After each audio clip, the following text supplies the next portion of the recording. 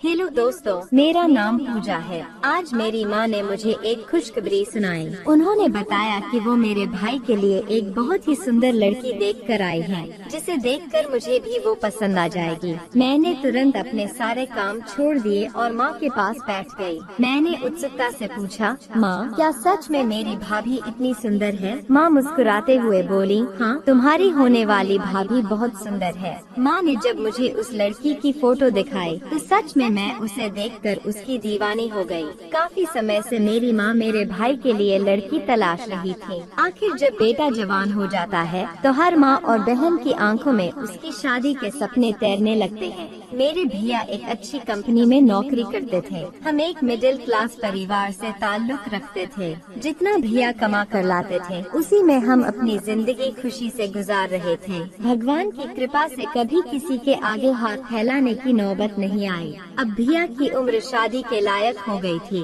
मैं उनसे काफी छोटी थी और अभी हाई स्कूल में पढ़ रही थी। मेरी उम्र 16 साल थी और मुझे सभी सुंदर कहते थे। मेरे भैया भी दिखने में अच्छे थे क्योंकि वो बिल्कुल माँ पर गए थे। हमारे पापा का देहांत तब हो गया था जब मैं 4 साल की थी। पापा के जाने के बाद भैया ने घर की सारी जिम्मेदारी संभाली और हमें बहुत अच्छे से रखा। भैया बहुत अच्छे और शरीफ इंसान थे। माँ को पूरा विश्वास था कि जिस लड़की को वो पसंद करेंगे भैया भी उसी को पसंद करेंगे, क्योंकि बचपन से लेकर अब तक भैया ने वही किया था जो माँ ने कहा था। उन्होंने हमेशा हम दोनों का बहुत ख्याल रखा, इसलिए माँ ने भैया की मर्जी पूछने की जरूरत नहीं समझी।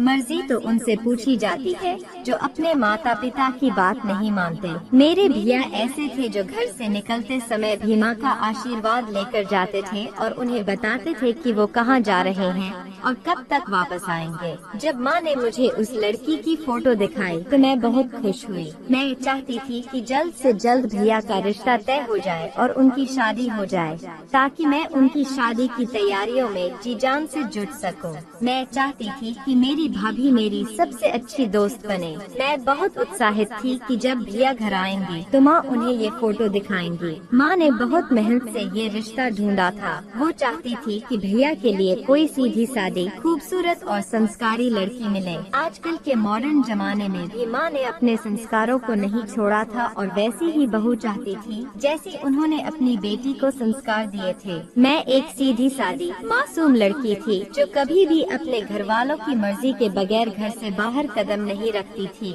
यही वजह थी कि मेरी माँ को मुझ पर पूरा भरोसा था। हमारे घर में बहुत सुकून और चैन था क्योंकि हम सभी एक दूसरे का सम्मान करते थे और कोई ऐसा नहीं था जो घर का माहौल खराब करे। सब कुछ बिल्कुल ठीक चल रहा था। उस रात जब भैया घर लौटे तो माँ ने उन्हें एक लड़की की फोटो दिखाने का फैसला किया। उस समय भैया खाना खा रहे थे। माँ ने फोटो टेबल पर रख दी और उनसे कहा, बेटा मैंने तुम्हारे लिए इस लड़की को चुना है। बड़ी मुश्किल से मुझे तुम्हारे लिए मेरी पसंद की लड़की मिली है। मैं भी उत्साहित थी, सोच रही थी कि भैया फोटो देखकर कहेंगे, मम्मी आपकी चॉइस बहुत अच्छी है। लेकिन जैसे ही भैया ने फोटो उठाकर देखा उनके चेहरे पर अजीब सा रिएक्शन आ गया। उन्होंने फोटो को टेबल पर उल्टा रख दिया और चुपचाप खाना खाने लगे। माँ और मैं दोनों हैरान रह गए। माँ ने पूछा, बेटा क्या तुम्हें लड़की पसंद नहीं आई? भैया ने जवाब दिया, माँ यह लड़की मुझे बिल्कुल भी पसंद नहीं आई है। क्या मैं ऐसी लड़की से शादी करूँगा? हम दोनों इस जवाब से चौंक गए। मैंने कहा, भैया लड़की तो अच्छी खासी है, इसमें क्या कमी है? भैया बोले, नहीं मुझे यह लड़की पसंद नहीं है। माँ ने पूछा, तो फिर तुम्हें कैसी लड़की पसंद है? अपनी पसंद बताओ ताकि मुझे लड़की ढूंढने में आसानी हो। भैया ने अचानक कहा, मैंने अपने लिए लड़की खुद ही पसंद कर ली है। यह सुनकर हम दोनों के होश उड़ गए क्योंकि हमें भैया से ऐसी उम्मीद नहीं थी। माँ ने गहरी सांस लेते हुए कहा, अच्छा चलो तुम अपनी पसंद दिखाओ। इससे अच्छी बात क्या होगी कि मेरे बेटे ने खुद अपनी जीवन संगिनी चुन ली। भैया ने तुरंत अपना मोबाइल निकाला और माँ को लड़की की फोटो दिखा दी। माँ की आंखें खुली की खुली रह गयीं। उन्होंने चौंकते हुए कहा, बेटा तुमने यह लड़की पसंद की है? भैया ने गंभीरता से जवाब दिया, मैंने इसे सिर्फ पसंद नहीं किया, बल्कि मैं इसी से शादी करना चाहता हूँ। मैंने माँ के हाथ से मोबाइल ले लिया और जब उस लड़की को देखा तो मुझे माँ की हैरानी की वजह समझ आ गई। वो लड़की न तो दिखने में खास थी और न ही उसके कपड़े ढंग के थे। उसने ऐसे कपड़े पहने हुए थे जैसे फिल्मों में नजर आते हैं। हमारे घर में कोई भी ऐसे कपड़े पहनने की सोच भी नहीं सकता था। माँ को उसकी कोई बात अच्छी नहीं लगी। भैया ने जोर देकर कहा, आप कल ही इस लड़की के घर रिश्ता लेकर जाएंगे। हम दोनों और भी हैरान हो गए। माँ ने कहा, कल ही? हमें थोड़ा समय तो दो सोचने का। लेकिन भैया ने साफ शब्दों में कहा, आपको कुछ सोचने की जरूरत नहीं है। मुझे लड़की पसंद है और वो भी मुझे पसंद करती है। मेरी शादी इसी के साथ होनी है। आप कल जाकर उन लोगों से कह दीजिए कि हमें लड़की पसंद है और मेरा फोटो भी दे दीजिए। वो लोग भी मुझे पसंद कर लेंगे और फिर जल्द से जल्द शादी की तारीख तय कर दीजिए। भैया की अजीब सी जल्दबाजी वाली बातें सुनकर मम्मी को समझ नहीं आया कि उन्हें आखिर किस बात की इतनी जल्दी थी। भैया तो खाना खाकर सीधे अपने कमरे में चले गए, जबकि मम्मी और मैं सोच में पड़ गए थे। मम्मी ने मुझसे कहा, तुम्हारे भाई को क्या हो गया है? मैंने कहा, मम्मी मुझे भी नहीं पता। आज पहली बार मैंने भैया को इतने बदले हुए रूप में देखा है। रात भर मम्मी सो नहीं सकी। वह बस यही सोचती रही कि उनके बेटे को क्या हो गया है और आखिर किस लड़की को उसने पसंद किया है, जो उन्हें या हमारे किसी रिश्तेदार को भी पसंद नहीं आएगी। अगले दिन मम्मी की तबीयत खराब हो गई और वह उस लड़की के घर नहीं जा सकी। शाम को जब भैया ऑफिस से लौटे तो उन्होंने मम्मी पर बहुत गुस्सा किया। कहने लगे, मम्मी आज आपने रुचि के घर मेरी बहुत बेइज्जती करवाई है। आप क्यों नहीं गयी? मम्मी ने कहा, बेटा मेरी तबीयत ठीक नहीं थी। भैया बोले, वहाँ सब लोग आपका इंतजार कर रहे थे मगर आप नहीं गयी। मम्मी ने उन्हें भरोसा दिलाया कि वह कल जरूर जाएंगी। भैया का मम्मी पर इस तरह गुस्सा करना हमारे लिए नया और चौंकाने वाला था। अगले दिन मम्मी ने जैसे तैसे उस लड़की के घर जाने का फैसला किया। जब हम वहाँ पहुँचे तो उनके परिवार ने हमारा बहुत अच्छा स्वागत किया। शायद वे भैया को अच्छे से जानते थे और उनके और रुचि के रिश्ते के बारे में भी। जब रुचि हमारे सामने आई तो मम्मी को लगा कि उसमें अच्छे संस्कार नहीं है। फिर भी मम्मी को इस रिश्ते के लिए हाँ करनी पड़ी और अगले महीने की शादी की तारीख भी तय हो गई। भैया अपनी शादी को लेकर बहुत खुश थे और मम्मी ने सोचा, चलो मेरे बेटे की खुशी में ही मेरी खुशी है। हमने भाभी के लिए खूब शॉपिंग की और घर में खुशी का माहौल बन गया। हमने भाभी को स्वीकार कर लिया और जब वह विदा होकर घर आई तो हमने उनका अच्छे से स्वागत किया। कुछ रस्में होनी थी जो भाभी के घर आने के बाद होती। जब उन्हें रस्में करने के लिए बैठाया गया तो अचानक भाभी ने मूड खराब कर लिया। कहने लगी, ये कैसी बेहुदा रस्में हैं? मैं बहुत थक गई हूँ, मुझे अपने कमरे में जाना है। भैया ने तुरंत कहा, ठीक है तुम कमरे में चलो, रस्में बाद में भी हो सकती हैं। अगर तुम्हारा मन नहीं है तो मत करो। फिर भैया ने भाभी का हाथ पकड़ा और उन्हें सीधे कमरे में ले गए। सारे रिश्तेदार बातें बना रहे थे, कैसी बहू लेकर आए हो जिसे बोलने की तमीज नहीं है। मम्मी ने बात को संभालते हुए कहा, वो बेचारी थक गई है, हमें उसे ज्यादा बोझ नहीं डालना चाहिए था। यह कहकर मम्मी ने मामला खत्म किया, वरना हमारे रिश्तेदार तो और बातें बनाने को तैयार थे। अगले दिन सुबह मम्मी ने भाभी के लिए अच्छा सा नाश्ता बनाया। मम्मी ने मुझसे कहा, जाकर भैया भाभी को उठाकर नाश्ता करने के लिए कह दो। सुबह के 10 बज चुके थे मगर वे अभी तक सो रहे थे। मैंने दरवाजा खटखटाया, तब जाकर वे उठे। फिर 1 घंटे बाद वे नाश्ता करने आए। मम्मी ने इतनी मेहनत से नाश्ता बनाया था लेकिन वह टेबल पर ठंडा हो गया था। जब भाभी टेबल पर आई और नाश्ते को देखा तो भैया से कहने लगी, छी ये कितना ऑयली है, मैं ऐसा नाश्ता नहीं करती। क्या तुम लोग इतना ऑयली खाना खाते हो? यह कहकर वह टेबल छोड़कर उठ गई और भैया से कहा, मेरे लिए कुछ ऑनलाइन ऑर्डर कर दो। भाभी वापस अपने कमरे में चली गई और भैया भी उनके पीछे पीछे जाने लगे। मैंने भैया से कहा, भाभी को ऐसा रिएक्ट नहीं करना चाहिए था, मम्मी ने इतने प्यार से नाश्ता बनाया था। भैया ने कहा, अब क्या किया जाए, इतना ऑयली नाश्ता जब सेहत के लिए हानिकारक होता है तो इसे कौन खाएगा? तुम लोग ही खा लो। मैं और रुचि के लिए ऑनलाइन नाश्ता नाश्ता ऑर्डर कर दूंगा। यह कहकर भैया अपने कमरे में चले गए। मैंने देखा कि मम्मी की आंखों में आंसू थे। मैंने उन्हें तसल्ली दी और कहा, चलो मम्मी, हम दोनों बैठकर नाश्ता करते हैं। हमने सोचा था कि सब लोग साथ मिलकर नाश्ता करेंगे, लेकिन ऐसा नहीं हुआ। उस दिन से हमारे घर में बदलाव आना शुरू हो गया था। भाभी ना तो किसी काम में हाथ बंटाती थी और ना ही कमरे से बाहर निकलती थी। वह एक मिडिल क्लास फैमिली की लड़की थी। सुना था कि बहुत पढ़ी लिखी है, लेकिन उनके व्यवहार ने घर का माहौल बिगाड़ दिया। हम लोग सिर्फ भैया की वजह से उनकी हरकतों को बर्दाश्त कर रहे थे। भैया और भाभी हमेशा बाहर का खाना खाते थे, जबकि मम्मी उनके लिए भी खाना बनाती थी।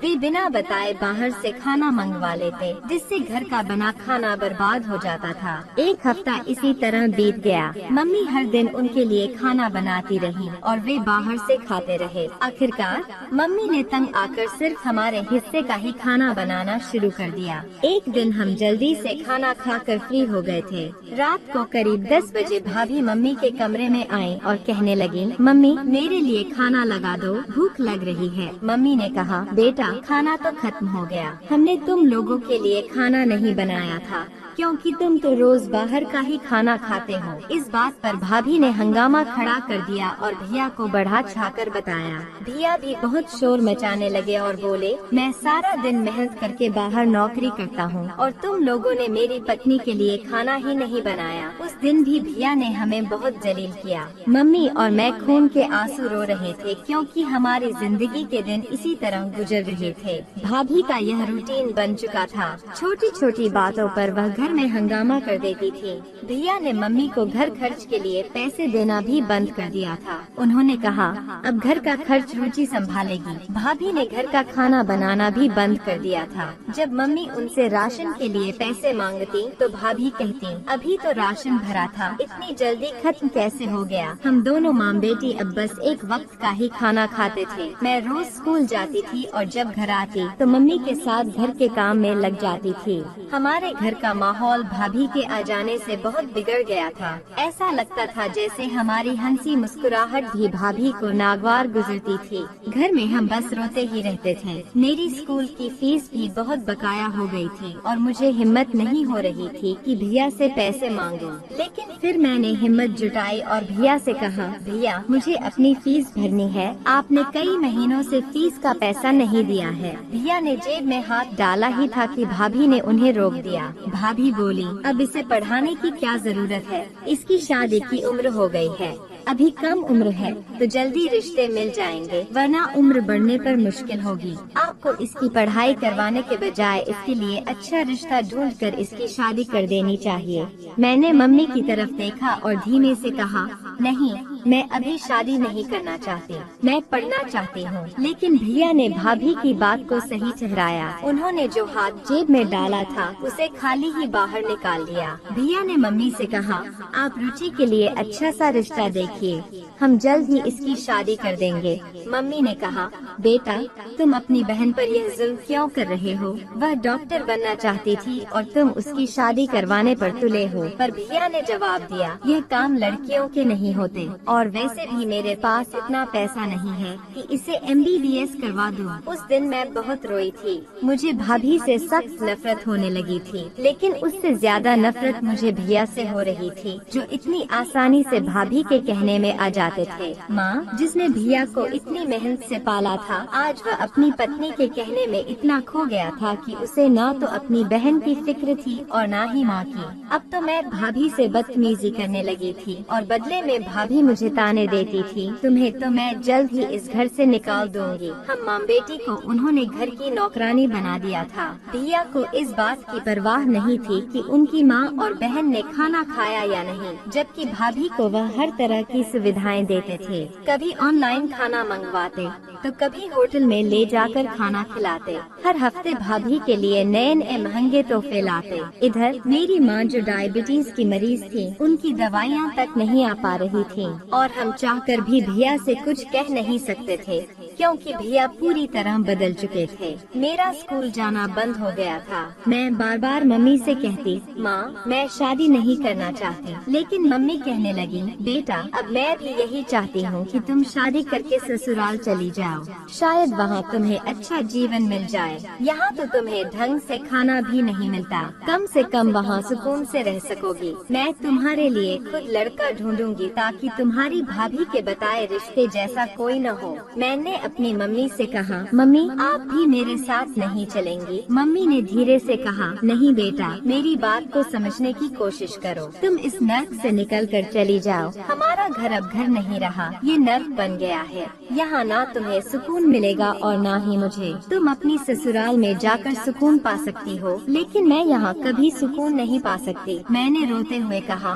मम्मी मैं आपको छोड़कर कहीं नहीं जाऊंगी। मम्मी ने मुझे समझाते हुए कहा, एक ना एक दिन तुम्हारी शादी होनी ही है, मेरी मानो तो तुम शादी कर लो। उस वक्त मैंने मम्मी को गले लगाकर खूब रोई थी। मम्मी ने मेरे लिए रिश्ता तलाश कर लिया था, लेकिन भैया ने साफ कह दिया कि वो मेरी शादी में कोई पैसा नहीं लगाएंगे, क्योंकि भाभी ने कहा था तुमने पहले ही अपनी बहन की पढ़ाई पर बहुत पैसा खर्च कर दिया है, अब कोई जरूरत नहीं है उसे दहेज देने की, बस मामूली शादी करके उसे विदा कर दो। जिस लड़के से मेरा रिश्ता तय हुआ था वो एक अच्छी पोस्ट पर जॉब करता था और पढ़ा लिखा था। वो मम्मी के दोस्त का बेटा था। उन्होंने मम्मी की बात मानकर मेरे साथ अपने बेटे का रिश्ता तय कर दिया। उन्हें दहेज में कुछ भी नहीं चाहिए था।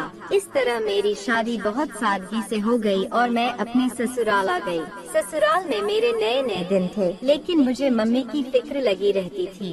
मैं ज्यादा मायके भी नहीं जा पा रही थी और यही सोचती रहती थी कि भाभी मम्मी के साथ कैसा बर्ताव कर रही होंगी। एक हफ्ते बाद मैं अपने पति के साथ मायके गई। वहाँ जाकर देखा तो भाभी आराम से सोफे पर बैठी टीवी देख रही थी और घर का काम नौकरानी कर रही थी। ये देखकर मुझे बहुत अजीब लगा। जब मैं घर पर थी तो सारा काम मम्मी और मैं ही करते थे, लेकिन अब भाभी ने नौकरानी से काम करवाना शुरू कर दिया था। जैसे ही भाभी ने मुझे देखा तो कहने लगी, तुम्हें अपनी ससुराल में सुकून नहीं है, अभी तो शादी को सिर्फ एक हफ्ता ही हुआ है और तुम यहाँ चली आई। मेरे पति को ये बात बहुत बुरी लगी और उन्होंने कहा, तुम यहीं रुको, मैं घर जा रहा हूँ, जब तुम्हारा मन हो तो आ जाना। मैं समझ गई कि मेरे पति को शर्मिंदगी महसूस हो रही है, इसलिए वो चले गए। इसके बाद मैंने भाभी से कहा, भाभी आपको इस तरह की बातें नहीं करनी चाहिए थी। अब तो मैं इस घर से चली गई हूँ, अब आप अपना बर्ताव बदल लीजिए।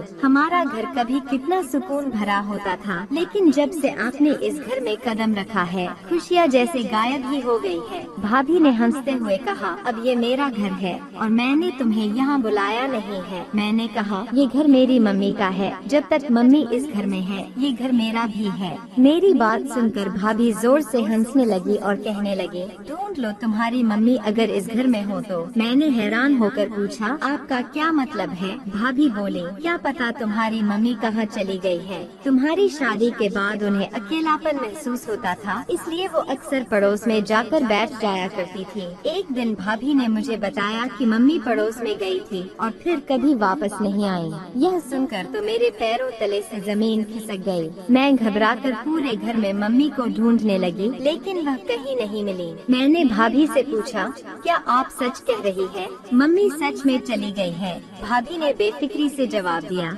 हाँ, मैं झूठ क्यों बोलूँगी। मम्मी घर में नहीं है, अपनी मर्जी से गई है। मुझे यकीन ही नहीं हुआ और मैं गुस्से में चिल्लाने लगी, तुमने मेरी मम्मी को कहाँ भेज दिया? अगर वह पड़ोस में गई थी तो तुमने और भैया ने उन्हें ढूंढने की कोशिश क्यों नहीं की? भाभी ठंडे लहजे में बोली, मुझे तुम्हारी मम्मी को ढूंढने का टाइम नहीं है, जाओ, घर में शोर मचाने की कोई जरूरत नहीं। मैं रोते रोते बेहाल हो गई थी। समझ नहीं आ रहा था कि इस औरत ने मेरी मम्मी को कहाँ भेज दिया। गुस्से में मैंने भैया को फोन किया, लेकिन उन्होंने फोन नहीं उठाया। मैं सीधे ऑटो लेकर उनके ऑफिस पहुंच गई। वहां जाकर मैंने भैया से पूछा, भैया मम्मी कहाँ है? भाभी कह रही है कि मम्मी पड़ोस में गई थी और अब वापस नहीं आई। भैया ने उदासीनता से कहा, ये घर की बातें ऑफिस में क्यों लाई हो? यहाँ आना जरूरी था क्या? मैंने गुस्से में कहा, मैं यहाँ अपनी माँ के लिए आई हूँ। आपको शर्म आनी चाहिए कि मम्मी गायब है और आप आराम से ऑफिस में बैठे हो। भैया ने लापरवाही से कहा, माँ अपनी मर्जी से गई है, हमें क्या पता कहाँ गई। उनका ऐसा रिएक्शन देखकर मुझे यकीन ही नहीं हो रहा था। ऐसा लग रहा था जैसे मैं अपने भाई से नहीं बल्कि किसी अजनबी से बात कर रही हूँ। उस पल तो मेरा मन किया कि भैया पर थूक दूं। इतनी नफरत हो गई थी मुझे उनसे। मैं अपने ससुराल वापस आ गई और बहुत रोई। सासू माँ ने मुझे दिलासा दी। जब मैंने उन्हें सारी बात बताई तो वह कहने लगी, बेटा तुम्हारी भाभी बहुत चालाक है। शायद तुम्हारी माँ ने ईशान की शादी जल्दी करने में गलती की। मैं क्या बताती कि मेरी भाभी ने भैया पर न जाने कैसा जादू कर दिया था कि अब भैया सिर्फ उसी की भाषा बोलते थे। मैंने मम्मी को हर जगह तलाश किया लेकिन वह कहीं नहीं मिली। मैं हर दिन उम्मीद करती कि मम्मी वापस आएंगी, लेकिन 3 साल गुजर गए और मम्मी का कोई पता नहीं चला। इस दौरान मेरी एक बेटी भी हो गई थी और वैसे तो मैं ससुराल में खुश थी, लेकिन मम्मी की कमी हमेशा खलती रही। मुझे एहसास था कि मम्मी ने मेरी भलाई के लिए ही शादी करवाई थी ताकि मैं उस नर्क से बाहर निकल सकूं। अगर मैं वहीं रहती तो शायद मेरे साथ भी कुछ बुरा होता। 3 साल बीत चुके थे लेकिन मेरे दिल से मम्मी की तलाश खत्म नहीं हुई थी। मेरी आंखें हर पल उन्हें ढूंढती रहती थी। दिल बार बार यही कहता था कि काश मेरी माँ मुझे मिल जाए और मैं उन्हें गले लगाकर जी भरकर रो लूं। मैंने उन्हें बहुत याद किया था। फिर एक दिन भगवान ने मेरी प्रार्थना सुन ली। मेरे पति टीवी पर न्यूज़ देख रहे थे और अचानक उन्होंने मुझे भी ध्यान देने के लिए कहा। जैसे ही मैंने टीवी की तरफ देखा मेरे होश उड़ गए। मेरी माँ टीवी पर थी। यह एक फैशन डिजाइनिंग शो था और वहाँ मेरी माँ को सम्मानित किया जा रहा था। बताया जा रहा था कि उस शो में जिस मॉडल ने जो ड्रेस पहनी थी वह एक मामूली सी औरत ने बनाई थी जो ओल्ड एज होम में काम करती है, और वह औरत कोई और नहीं बल्कि मेरी माँ थी। मुझे इस पर यकीन नहीं हो रहा था। मेरी माँ को लोग इतनी इज्जत दे रहे थे। उनके चर्चे सोशल मीडिया, न्यूज चैनल और अखबारों में छाए हुए थे। इसका मतलब यह था कि मेरी माँ अब अपनी काबिलियत से मशहूर हो गई थी। बचपन में मैं जानती थी कि माँ बहुत अच्छी सिलाई करती थी। उन्होंने यह हुनर मेरी नानी से सीखा था और आज वही हुनर उन्हें इस मुकाम तक ले आया था। पर अब मैं सिर्फ इतना चाहती थी कि किसी तरह अपनी माँ से मिल सकूं। शो कहाँ हुआ था, किसने आयोजित किया था, मेरी माँ वहाँ कैसे पहुँची, यह सब मैं जानना चाहती थी। मैंने अपने पति से कहा कि वे इन सब की जानकारी निकालें। उन्होंने बड़ी मेहनत से पता लगाया कि शो मुंबई में हुआ था और मेरी माँ वहाँ ठहरी हुई थी। मैंने अपने पति से कहा, प्लीज मुझे जल्द से जल्द माँ से मिलवा दो। मेरे पति बहुत अच्छे थे और मुझसे बहुत प्यार करते थे। उन्होंने मेरा पूरा साथ दिया। हम जल्द ही मुंबई के लिए निकल पड़े। वहाँ पहुँचने के बाद मेरे पति ने पता किया कि मेरी माँ कहाँ ठहरी हुई है। हमें पता चला कि वे एक बड़े होटल में रुकी हुई है। होटल पहुंचकर हमने रिसेप्शन पर पूछा तो हमें बताया गया कि वे इस समय अपने कमरे में आराम कर रही हैं। मैंने रिसेप्शनिस्ट से विनती की, प्लीज एक बार मेरी माँ को बता दीजिए कि उनकी बेटी उनसे मिलने आई है। लेकिन शायद अब मेरी माँ इतनी बड़ी शख्सियत बन गई थी कि उनसे मिलना आसान नहीं था। मैं मायूस होकर खड़ी थी जब अचानक मेरी टक्कर एक जवान लड़की से हो गई। मेरी आंखों में आंसू थे। उसने सोचा कि शायद टक्कर की वजह से मैं रोने लगी हूँ। उसने मुझसे माफी मांगी और पूछा, आप रो क्यों रही हैं? मैंने उसे बताया कि मेरी माँ इसी होटल में ठहरी हुई है और मैं उनसे मिलना चाहती हूँ, लेकिन होटल का स्टाफ मुझे उनसे मिलने नहीं दे रहा। फिर मैंने उसे यह भी बताया कि मेरी माँ वही फैशन डिजाइनर है जो आजकल बहुत फेमस हो रही है। उसने आश्चर्य से पूछा, क्या आपको गायत्री जी से मिलना है? मैंने चौंक कर कहा, हाँ वह मेरी माँ है। मैं उन्हें कब से ढूंढ रही हूँ। आज इतने समय बाद मुझे पता चला है कि वे यहाँ हैं। वह मुस्कुराई और बोली, रुको मैं अभी गायत्री जी को बताती हूँ। कुछ ही देर बाद वह खुश होकर बाहर आई और मुझे व मेरे पति को अंदर बुलाया। जैसे ही मैं कमरे में गई, अपनी माँ को सामने देखकर मुझे अपनी आंखों पर यकीन नहीं हुआ। माँ कितनी स्मार्ट और खूबसूरत लग रही थी। मेरी माँ, जिन्होंने भाभी के आने के बाद बेहद कठिन समय गुजारा था, आज उनके चेहरे पर अजीब सी खुशी और चमक थी। मैंने तुरंत उन्हें गले से लगा लिया और हम दोनों माँ बेटी न जाने कितनी देर तक एक दूसरे से लिपट कर फूट फूट कर रोते रहे। मैंने उनसे कहा, माँ आप कहाँ चली गई थी? मैंने आपको बहुत ढूंढा और और बड़ी मुश्किल से आप तक पहुंची हूँ। ये तो इन मैडम की मेहरबानी है जिन्होंने मुझे आपसे मिलने दिया, वरना मैं यहाँ से निराश होकर वापस लौट जाती। माँ मुस्कुराते हुए बोली, तुम्हें ऐसा कैसे लगा कि मैं तुम्हें भूल सकती हूँ? मैं तो यहाँ का शो खत्म करके तुमसे मिलने ही वाली थी। मैंने उनकी हथेलियों को अपने हाथों में लिया और पूछा, मम्मी आप यहाँ तक कैसे पहुँची? और भैया भाभी ने आपको कहाँ भेज दिया था? माँ ने मुझे पास बिठाया और धीरे धीरे पूरी बात बताने लगी। उन्होंने कहा, तुम्हारी शादी के बाद मैं बहुत अकेली पड़ गई थी। मुझे अफसोस था कि इस घर में केवल तुम ही थी जो मेरा साथ देती, और अब तुम भी चली गई। तुम्हारी भाभी ने मुझे घर की नौकरानी बना दिया था और मैं अक्सर बीमार रहने लगी थी। मैं उसकी हर ज्यादती को चुपचाप सहती रही, लेकिन एक दिन उसने मुझ पर चोरी का आरोप लगा दिया, जबकि मैंने कुछ भी नहीं चुराया था। उसने तुम्हारे भाई से कहा कि मैंने उसके पर्स से पैसे चुराए हैं और तुम्हारे भाई ने उसकी बात पर यकीन कर लिया। रुचि ने कहा कि वह मेरे साथ इस घर में नहीं रह सकती और उसने तुम्हारे भाई से कहा कि मुझे वृद्धाश्रम छोड़ आए। ईशान ने मेरा हाथ पकड़कर मुझे वृद्धाश्रम ले जाने की तैयारी कर ली। मैंने उससे बहुत मिन्नतें की, बेटा ऐसा मत करो, मैंने कोई चोरी नहीं की है, तुम्हारी पत्नी झूठ बोल रही है। लेकिन उसने मेरी एक नहीं सुनी। उसने उल्टी सीधी बातें सुनाई और कहा, माँ मैंने तुम्हें बहुत ज्यादा सिर चढ़ा दिया है, तुम्हारी असली जगह वृद्धाश्रम में ही है। वह दिन मेरी जिंदगी का सबसे बुरा दिन था।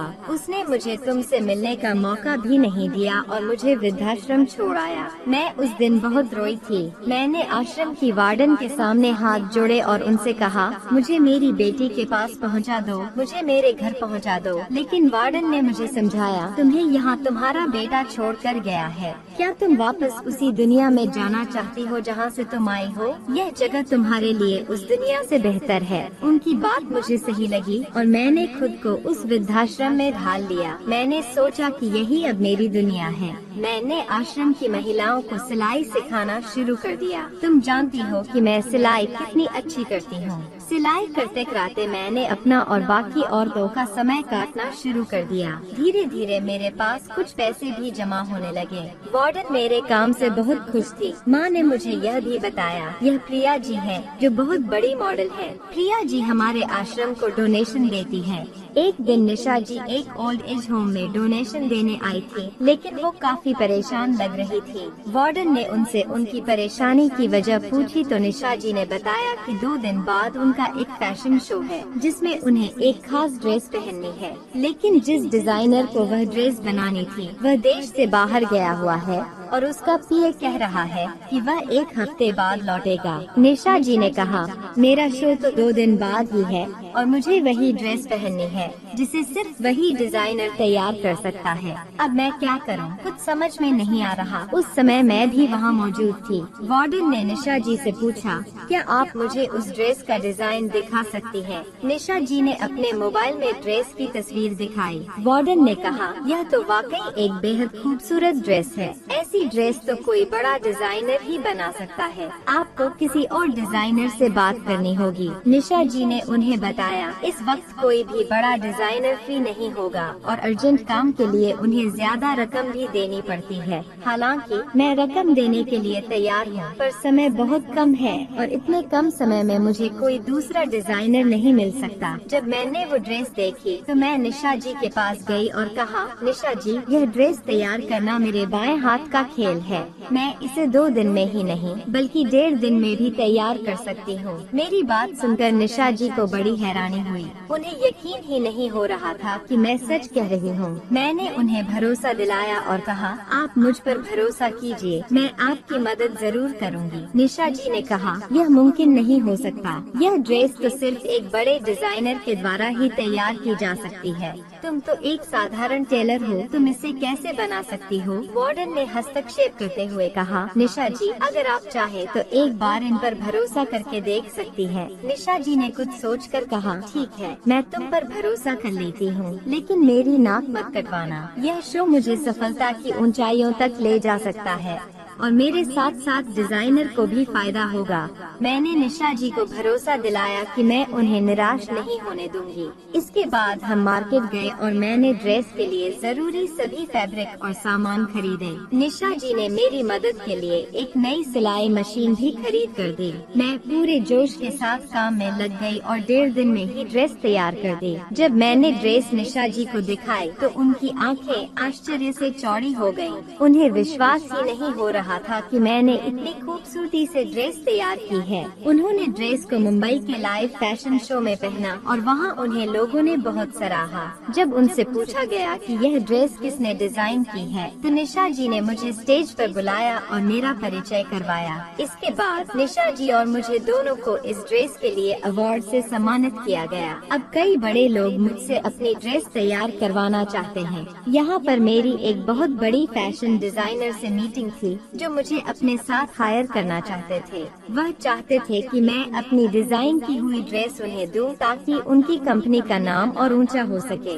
लेकिन निशा जी ने इस काम के लिए मुझसे मना कर दिया। उन्होंने कहा, तुम्हारे पास इतना टैलेंट है, तुम फेमस हो सकती हो, पैसे भी कमा सकती हो, लेकिन क्या तुम दूसरों के लिए अपनी ड्रेस डिजाइन करके संतुष्ट हो जाओगी? मैं चाहती हूँ कि तुम्हारा खुद का नाम हो, तुम्हारा अपना ब्रांड हो, लोग तुम्हारे ब्रांड के कपड़े पहने, तुम्हारी मेहनत का फायदा सिर्फ तुम्हें हो और कोई बीच में न हो। निशा जी ने मुझे बहुत सपोर्ट किया और आज मेरा अपना एक ब्रांड है। इस ब्रांड को कामयाब बनाने के लिए निशा जी खुद भी निवेश कर रही हैं, क्योंकि मेरी वजह से वो भी बहुत सफल हुई हैं। अब हम दोनों ही काफी सफल हो चुके हैं। जब मम्मी ने अपनी सफलता की कहानी मुझे बताई तो मैं उन्हें झट से गले लगा लिया। मेरी खुशी का ठिकाना नहीं था। मम्मी ने कहा, अब तुम परेशान मत हो, मैं तुम्हारे साथ हूँ, हम घर चलेंगे। इन 3 सालों में मम्मी ने जितनी मुश्किलें झेली थी उतनी ही सफलता भी हासिल की। अब उनका एक नाम हो गया था। उन्होंने खूब पैसे कमाए थे। उनके फोन पर रोज किसी फैशन डिजाइनर या कंपनी के मालिक की कॉल आती थी। सब चाहते थे कि मम्मी उनके लिए कपड़े डिजाइन करें, लेकिन मम्मी ने अपना खुद का ब्रांड शुरू कर दिया था। उन्होंने एक संस्था भी खोली जहां वह उन लोगों को सिलाई सिखाती थी जो कामयाब बनना चाहते थे, खासकर वो लोग जो गरीब थे और जिनका कोई सहारा नहीं था, जैसे कि कभी मम्मी का भी नहीं था। हम अपने शहर लौट आए थे। मम्मी ने एक बड़ा सा घर ले लिया था जिसमें वह अकेली रहती थी। मम्मी ने मेरे पति से बात की और कहा, अब तुम ही मेरे बेटे हो, मैं चाहती हूँ कि तुम मेरी बेटी के साथ यहाँ रहो। मेरा जो कुछ भी है वो तुम लोगों का ही है। इसके बाद मैं और मेरे पति मम्मी के घर आकर रहने लगे। मम्मी मेरी बेटी को देखकर बहुत खुश हुई, क्योंकि वह पहली बार उसे देख रही थी। हम सब साथ में खुशी से रहने लगे। एक दिन भैया और भाभी मम्मी से मिलने उनके घर आए। न जाने उन्हें कैसे पता चला कि हम यहाँ रह रहे हैं। भैया ने आते ही मम्मी के पैर पकड़ लिए और फूट फूट कर रोने लगे। भाभी भी बहुत शर्मिंदा थी और मम्मी से नजरें नहीं मिला पा रही थी। मम्मी ने जब अपने बेटे को रोते हुए देखा तो कहा, बेटा तुम्हें क्या हुआ, तुम क्यों रो रहे हो? मैं हैरानी से मम्मी को देख रही थी कि क्या वो भैया और भाभी के उन सारे जुल्मों को भूल गई थी जो उन्होंने उन पर किए थे। भैया ने कहा, मम्मी मुझे माफ कर दो, रुचि भी आपसे माफी मांगना चाहती है। मैं जानता हूँ कि रुचि ने आप लोगों के साथ बहुत गलत किया और मैं भी उसके कहने पर आपसे बुरा व्यवहार करता रहा। आपके जाने के बाद रुचि माँ बनने वाली थी। उसने बेटी को जन्म दिया और हम बहुत खुश थे, लेकिन फिर पता चला कि हमारी बेटी बीमार है। डॉक्टर ने कहा था कि यह बीमारी इतनी गंभीर नहीं है और वह ठीक हो जाएगी, लेकिन इलाज लंबा चलेगा। मैंने 1 साल तक अपनी बेटी का इलाज करवाया, लेकिन उसकी तबीयत में कोई सुधार नहीं हुआ। मैंने अपनी सारी सेविंग्स उसकी इलाज पर खर्च कर दी, लेकिन वह ठीक नहीं हो सकी। आखिरकार मैंने अपना घर भी बेच दिया, लेकिन फिर भी उसे बचा नहीं सका। हमारी बेटी हमें छोड़कर चली गई। हम दोनों पति पत्नी अपनी बेटी से बहुत प्यार करते थे और जब उससे जुदा हुए तो हम बहुत रोए। उस दिन रुचि को एहसास हुआ कि उसने एक माँ को उसके बेटे से जुदा कर दिया था और एक भाई को उसकी बहन से दूर कर दिया था, इसलिए उसकी बेटी भी उससे दूर हो गई थी। मैंने कभी आप लोगों की बातों को समझने की कोशिश नहीं की। अपनी पत्नी के कहने में आकर मैं आपको ओल्ड एज होम छोड़ आया ताकि घर में सुकून आ सके, लेकिन मुझे तो यह समझ में आया कि मेरा वो घर ही नहीं बचा जिसमें सुकून लाने के लिए मैंने बहन की की शादी करवा दी और अपनी माँ को भी घर से बाहर कर दिया। अब मैं और रुचि दोनों सड़क पर आ चुके हैं और अपने किए पर बेहद शर्मिंदा है। कृपया माँ मुझे माफ कर दो। मेरी माँ ने तुरंत ही भैया और भाभी को माफ कर दिया क्योंकि उनकी बेटी भी उनकी गोद से छिन गई थी। मैंने माँ से कहा कि उनकी गलती इतनी बड़ी थी, आपको उन्हें इतनी आसानी से माफ नहीं करना चाहिए। भैया ने मुझसे कहा तुम भी मुझे माफ कर दो, मैंने तुम्हारी आंखों से तुम्हारे सपने छीन लिए। माँ कहने लगी जैसे तुम मेरी बेटी हो वैसे ही ये भी मेरा बेटा है। इन्हें अपनी गलती का एहसास हो गया है, यही बहुत बड़ी बात है। मेरा बेटा आज मेरे सामने रो रहा है और मैं उसे रोता हुआ नहीं देख सकती, इसलिए मैं उसे माफ कर रही हूँ। यही तो माँ होती है जो सब कुछ होने के बावजूद भी अपने बच्चों को माफ कर देती है। वह सारे जख्म भूल जाती है जो उसकी औलाद ने उसे दिए थे। बच्चे चाहे जितनी भी बड़ी गलती कर लें, माता पिता उन्हें माफ कर ही देते हैं। बच्चों को यह सोचना चाहिए कि कोई भी माता पिता अपनी औलाद के लिए बुरा नहीं सोचते, फिर औलाद माता पिता के लिए क्यों दुश्मन बन जाती है। मैं आपसे यही कहना चाहती हूँ कि माँ बाप आपको बचपन से लेकर जवानी तक पाल पोस कर बड़ा करते हैं। जिस उम्र में उन्हें आपकी सबसे ज्यादा जरूरत होती है उस समय आप उन्हें वृद्धाश्रम में छोड़ आते हैं या घर में रहकर भी उन्हें एक बेकार चीज की तरह नजरअंदाज कर देते हैं, जबकि इस उम्र में उन्हें सबसे ज्यादा आपके सहारे की जरूरत होती है। मेरे भैया को उनके किए की सजा मिल गई, लेकिन मैं नहीं चाहती कि और बुजुर्ग माता पिता अपने बच्चों से ऐसी उम्मीद रखें और उन्हें निराशा हाथ लगे। अगर जवान बच्चे अपने घर के बुजुर्गों को बाहर निकाल देते हैं तो वे पूरी तरह बिखर जाते हैं। ऐसे समय में हमें उनका सहारा बनना चाहिए, न कि उन्हें अपने जीवन से बाहर कर देना चाहिए। अपने घर के बुजुर्गों की इज्जत करना सीखें, उनसे प्यार और मोहब्बत जताएं और जितना हो सके उनकी सेवा करें, क्योंकि ये वही लोग हैं जिनकी वजह से घर में रौनक रहती है और घर की एकता बनी रहती है। मेरी भाभी और भैया ने जो किया उन्हें उनकी सजा मिल गई, मगर मेरी माँ ने उन्हें अपने घर में फिर से जगह दे दी। आज मेरी माँ एक सफल डिजाइनर है और हम सभी एक साथ खुशी खुशी रह रहे हैं। भाभी भी अब बदल चुकी है और उन्होंने मेरी माँ को अपनी माँ की तरह समझना शुरू कर दिया है। दोस्तों, मुझे उम्मीद है कि आपको हमारी कहानी पसंद आई होगी। अगर आपको यह कहानी अच्छी लगी हो तो वीडियो को लाइक करें। अगर आप हमारे चैनल पर नए हैं तो चैनल को सब्सक्राइब करें और नोटिफिकेशन